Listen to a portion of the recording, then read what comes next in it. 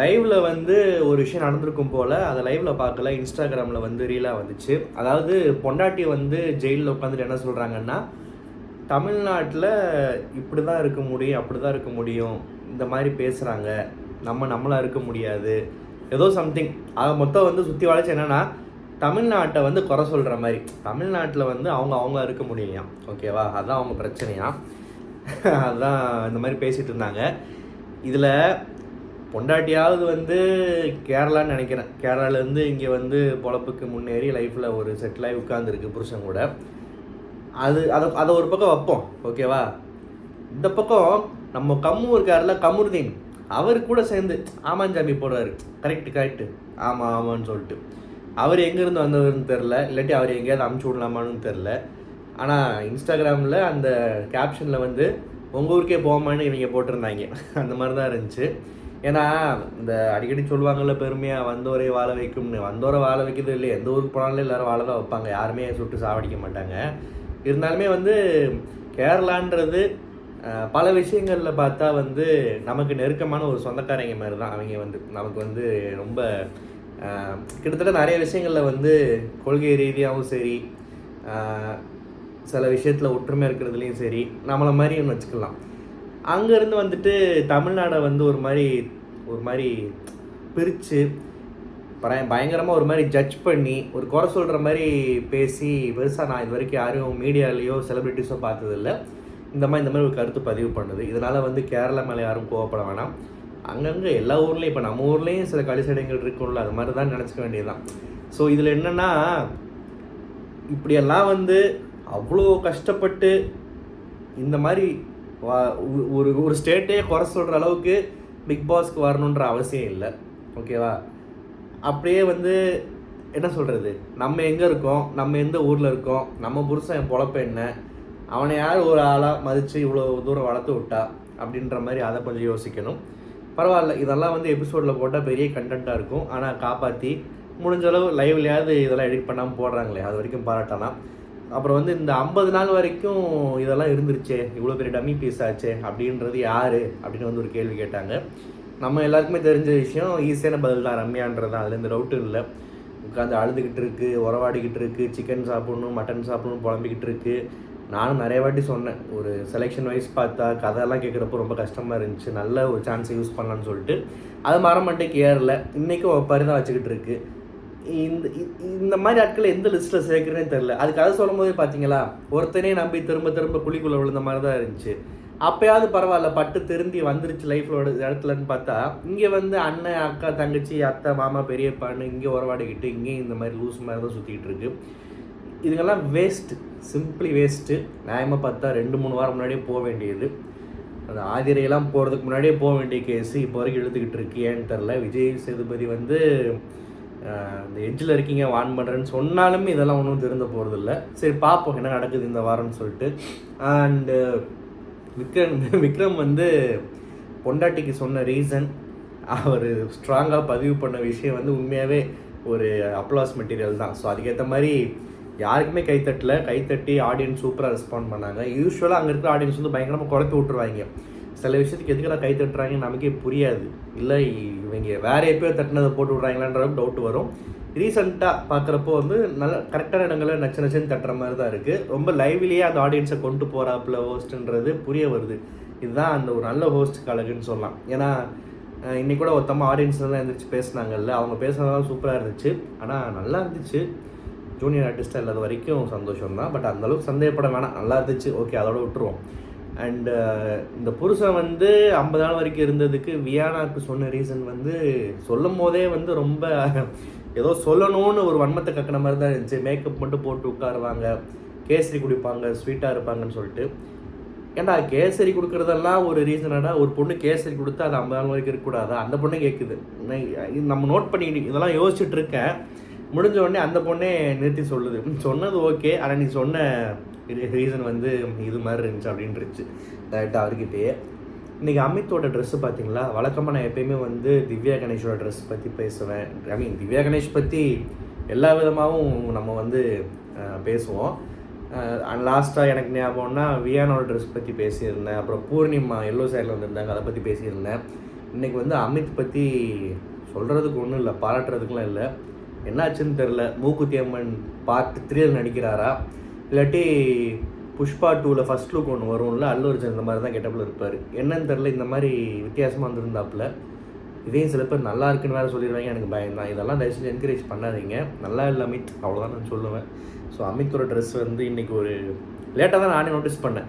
நான் என்ன நினச்சேன்னா, முதல்ல ஒரு 1/4 மணி நேரம் எபிசோடு போயிட்டுருக்கு, ஏதோ டாஸ்க் கொடுத்துருக்காங்க போல், இவருக்கு ஏதோ வேஷம் கொடுத்துருக்காங்க போல், வேஷம் போட்டுட்டு அந்த டாஸ்க் லெட்டரை படிக்கிறாரு அப்படின்னு நினச்சிட்டு இருந்தா இப்படி ஒரு ட்ரெஸ்ஸை கொடுத்து விட்ருக்காங்க. அவரோட இன்ஸ்டாகிராம் பேஜில் போய் பார்த்தா தான் தெரியும் இதுக்கு யார் கொடுத்தா, அந்த ஸ்பான்சர் அறிவாளிங்க யார் அப்படின்னு சொல்லிட்டு.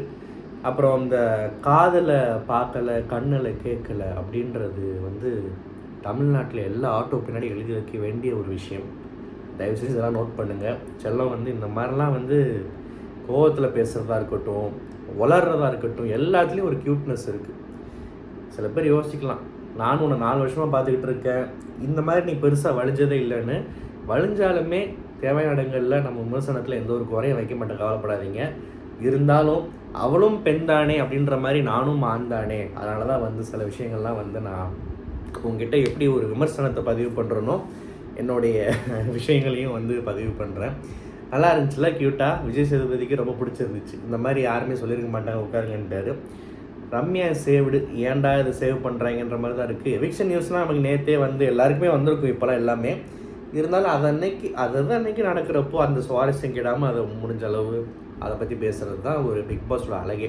அது வந்து நான் இன்றைக்கி வரைக்கும் முடிஞ்ச அளவு ஃபாலோ பண்ணுறேன். பார்ப்போம். ஓகே, ரம்யா எவிக்ஷன் ஆக வேண்டியது சேவ்னு வந்துருச்சு. அப்புறம் இந்த கார் எவிக்ஷன் வச்சாங்க. இந்த காரில் வந்து 2 கார் உள்ளே வருது, அதில் ஒரு கார் ஏற்றிட்டு போகுது, ஒரு கார் திரும்ப உள்ளே வந்து விட்டுரும், ரவுண்ட் ட்ரிப் மாதிரி அப்படின்னு சொல்லிட்டு. இது வந்து எனக்கு பிடிச்ச விஷயம் என்னென்னா, அந்த காரெல்லாம் எனக்கு பிடிக்கல. ஆனால் இந்த பொண்டாட்டிக்கு வந்து மரண பயத்தை காமிச்சாங்க இல்லை, நல்லா கதற விட்டாங்க. இளவு வீடு மாதிரி இருந்துச்சு பார்க்குறதுக்கு. அதாவது நான் வந்து ரொம்ப என்னடா இவ்வளோ கல்நெஞ்சக்கார மாதிரி பேசுகிற, ஒரு புருஷன் பொண்டாட்டிக்குள்ளே எவ்வளோ ஒரு உன்னதமான ஒரு காதல், ஒரு பாசம் இருக்குது, அதை இப்படி பேசலாமா அப்படின்லாம் எவனும் கேட்க மாட்டேங்க, எனக்கு தெரியும். அதே மீறி 2-3 பேர் கேட்டிங்கன்னா, இவங்க விளாண்ட விளையாட்டு அப்படி, இவங்க வந்த விதம் அப்படி, இவங்களுக்கு இது தேவை தான் அப்படின்னு தான் நான் சொல்லுவேன். ஸோ ரொம்ப சந்தோஷமாக இருந்துச்சு பொண்டாட்டி கதறி அழுகிறத பார்க்குறப்போ. அவங்களுக்குள்ளே என்ன வேணால் ஒரு விஷயம், அன்பு பாசம் எல்லாமே இருக்கட்டும், அதெல்லாம் அவங்க வீட்டோடு போகட்டும். இது நம்மளை பொறுத்த வரைக்கும் பிக் பாஸ், இது ஒரு ஷோ, இது ஒரு கண்டஸ்டன்ட், அது ஒரு கண்டஸ்டன்ட். இன்னொரு கண்டஸ்டன்ட் போகிறப்போ நீ ஏன் மயக்கம் போடுற அளவுக்கு கதறி அழுகிற, அப்படி என்ன உனக்கு இப்படின்னு தான் நம்ம கேட்போம், சரியா? இருந்தாலும் இந்த டாஸ்கில் ஹைலைட்டே, இந்த எவிக்ஷனில் ஹைலைட்டே வந்து இந்த கதறல் தான். ஒரு மாதிரி வந்து டக்குன்னு இந்த மாதிரிலாம் நடந்தால் ரெடியாக இருந்துக்கோன்னு ஒரு ட்ரைலர் காட்டின மாதிரி தான் இருந்துச்சு. அவரும் போயிட்டு வந்துட்டார். ஏதோ ஒரு அளவுக்கு மேலே கொஞ்சம் ரொம்ப ஓவராக போறியன்ற மாதிரி தான் இருந்துச்சு. திரும்ப வந்ததுக்கப்புறமும் கட்டி பிடிச்சி, நான் என்னடா கட்டி பிடிச்சி உருண்டு பெறல போகிறாங்க, அங்கே என்னடா சரி ஓகே இந்த பாய்ஸ் படத்தில் இருக்கிற கிளைமேக்ஸ் மாதிரி உணர்ச்சி வசப்பட்டாங்க அப்படின்னு நினச்சா மயக்கம் போட்டுருச்சு. மயக்கம் போட்ட உடனே வந்து தண்ணியெல்லாம் தெளித்து டாக்டரில் வர வச்சு சரி பண்ணிட்டாங்க. இந்த வடிவேல் சொல்லுவாப்புல எம்டன் மகளில் இன்றைக்கி பூரா மயங்கி விழுகுதுன்ற மாதிரி. என்னென்னு டாக்டருக்கு இந்த சீசனில் ரொம்ப வேலை. திவ்யாவுக்கு வந்து ஏதோ பண்ணிட்டு போனார் ட்ரீட்மெண்ட்டு. இன்றைக்கி இந்த மாதிரி அவரும் தண்ணியாக தெளிச்சு விட்ருப்பாரு நினைக்கிறேன். அவருக்கு தெரியும்ல எது உண்மையான மயக்கம், உண்மையான அழுகை. உண்மையான இந்த சென்ஸ் ஒன்றை 10 வெளிப்படுத்துறது, இதெல்லாம் வந்து டாக்டருக்கு தெரியாத ஒன்றும் இல்லை. எனக்கு தெரிஞ்ச டாக்டருமே வந்து ஒரு டம்ளரில் தண்ணியோட தான் வந்திருப்பார். வெளியே தெளிச்சிட்டாங்களா, இந்தா என்னை கூப்பிட்டாங்க நானும் தெளிக்கிறேன் ஓடிப்போ அப்படின்ட்டு இருப்பார் எனக்கு தெரிஞ்சு. ஸோ அதுக்கப்புறம் வந்து இருந்தாலும் விஜய் சேதுபதிக்கு நண்பனை நேற்று திட்டோம்ல, ஸோ கொஞ்சம் ஓகேவா நண்பா, உள்ளே வந்துட்டியா, மூட்டு இனிமேல் கொஞ்சம் ஒழுங்காக விளையாடு, உமா உனக்கு ஓகே தானே, பார்த்துக்கோமான்ற மாதிரி நல்லா விசாரிச்சிட்டாப்புல. கெமியோட எவிக்ஷன் வந்து ஒரு நிறைய பேர் இதை பற்றி பேசலை. ஏன்னா கெமியே வந்து ஒரு அப்படிப்பட்ட கண்டஸ்டன்ட் தான், டம்மி பீஸ் கண்டிப்பாக கிடையாது. டாஸ்க்குன்னு வந்தப்போ பின்னி படல் எடுத்துருச்சு, சூப்பராக ஆடிச்சு, நிறைய இடங்களில் ரொம்ப ஸ்போர்ட்டிவாக ஆடிச்சு, அடிபட்டுச்சு, மிதிப்பட்டுச்சு, சட்டை கிழிஞ்சது, எதையுமே கம்ப்ளைண்டே பண்ணலை. ஒரு நல்ல கண்டஸ்டன்ட்னு சொல்லலாம். பட் இந்த மாதிரி ஒரு கேட்டகரியில் இருக்கிற கண்டஸ்டன்ஸ்க்கெலாம் வந்து இங்கே ரொம்ப நாள் வச்சு அழகு பார்க்க மாட்டாங்க. அட் த சேம் டைம் உள்ள சில டம்மி பீஸுங்க இருக்கிறப்போ அவங்கெல்லாம் போயிருக்கலாம். இன்னும் ஒரு 2 வாரம் 1 வாரம் இருந்திருக்கலாம் கெமி.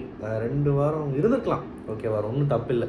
நிறைய பேர் வந்து ஒருவேளை கெமி மாதிரி அப்படியே சைலண்ட்டாக அப்படியே ஒரு பக்கம் நல்லா விளாண்டு டாஸ்க் விளாண்டு, சில பேர் இப்படி தான் நல்லா டாஸ்க் மட்டும் ஆடிட்டு இருப்பாங்க. டிக்கெட் டு ஃபினாலே ஜெயிச்சு கடைசி 5 வரைக்கும் போயிடுவாங்க, லாஸ்ட்டில் தோற்றுருவாங்க. அப்படிப்பட்ட ஒரு கண்டஸ்டன்ட் தான் கெமின்னு நினச்சா சீக்கிரமே வெளியே போயிடுச்சு. அந்தளவுக்கு சப்போர்ட் இல்லை போல்.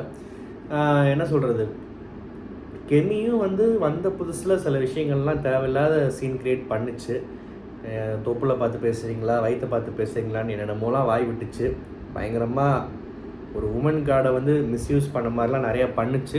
ஆனால் ஒரே வாரம் 2 வாரத்தை திருத்திக்கிடுச்சு. தப்பு பண்ணுறோம், இது சரியில்லைன்னு சொன்னோன்னா அப்படியே ஆஃப் ஆகிடுச்சு. ஸோ அது வந்து ஒரு பெரிய மாற்றம்னு சொல்லலாம். அதுக்கப்புறம் வந்து அந்த இமேஜெல்லாம் உடச்சி எரிஞ்சிருச்சு.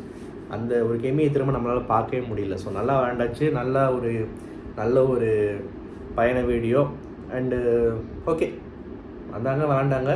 ஒரு நல்ல கண்டஸ்டன்ட்டு அண்ட் அந்த டைலாக் சூப்பராக இருந்துச்சு. ஒரு அந்த கஷ்டத்துக்காக இந்த ஆம்பளை டைலாக் சொல்கிறேன்ல, மறந்துட்டேன் ஆக்சுவலாக. இன்றைக்கி நான் ஸ்கிப் பண்ணிட்டேன் லைட்டாக. அந்த டைலாக்கெல்லாம் வந்து கெமியோடைய பெரிய அடையாளமாக பார்க்குறேன். ஸோ பிக் பாஸ் சொன்ன மாதிரி கெமி மாதிரி நல்ல கண்டஸ்டன்ட்ஸ்க்கெலாம் வந்து ஆல் தி பெஸ்ட் அடுத்த லைஃப், மிச்சம் இருக்கிற லைஃப்க்கு. அப்புறம் வந்து கெமி போனதுக்கும் ரம்யா உட்காந்து ஒப்பேர் வச்சுக்கிட்டு இருக்கு. நியாயமாக நான் போக வேண்டியது நினச்சேன், என்னன்னு தெரில. அண்ட் இந்த இவர் கண்ணாடி கொடுத்து அமிச்சாரா, அதை வச்சு ஏதோ கலாய்ச்சி பேசிகிட்டு இருந்தாங்க. துபாயில் ஏர்போர்ட்டில் வாங்கினேன்னு அவர் யதார்த்தமாக சொல்கிறாரு. ஓன்றானுங்க. எதுக்கு இப்படி ரியாக்ஷன் பண்ணுறானுங்கன்னே தெரில. விஜய் சேதுபதி வந்து ஒரு மேடையில் பார்த்தீங்கன்னா ஏதோ தலை விதி தலை எழுத்துன்னு ஏதோ பேசுகிறப்போ தலைன்னு சொன்னதுக்கு எல்லாம் கத்த ஆரம்பிச்சிருவாங்க. டேய் சும்மா அப்படின்ற மாதிரி ஒரு மாதிரி பண்ணுவார். அந்த ரீல் பார்த்துருக்கீங்களா? அப்படிப்பட்ட ஆள்கிட்ட போய் துபாயில் ஏர்போர்ட்டில் கண்ணாடி வாங்கினதுக்கு இவ்வளோ பெரிய வான்னு வாயெல்லாம் அப்படியே என்னமோ குலாப்ஜாம் எழுற மாதிரிலாம் ரியாக்ஷன் கொடுத்தா சும்மா இருப்பாரா? சும்மா இருக்கலான்னு சொல்லிட்டாரு. அண்டு அதை வந்து கொஞ்சம் வேறு மாதிரி மாற்றி இது பண்ணிட்டார். வாங்கின இடம் முக்கியம் இல்லை, கொடுக்க மனசு இருந்தால் அதான் முக்கியன்ற மாதிரி சொன்னாப்புல. அவ்வளோதான். மற்றபடி என்ன சொல்கிறது, இன்றைக்கி எபிசோட் இந்த வாரம் முடிஞ்சிருச்சா? ஓகே. இந்த கம்முவும் அரோராவும் உட்காந்து பேசிகிட்டு இருந்தாங்க. அதில் வந்து அரோரா வந்து நீ இதுதான் திம்பன்னா நீ அதவே தின்னுன்றுச்சு. இந்த ரிவ்யூ உங்களுக்கு பிடிச்சிருந்தா மறக்காம சேனல் சப்ஸ்கிரைப் பண்ணுங்கள். நன்றி, வணக்கம்.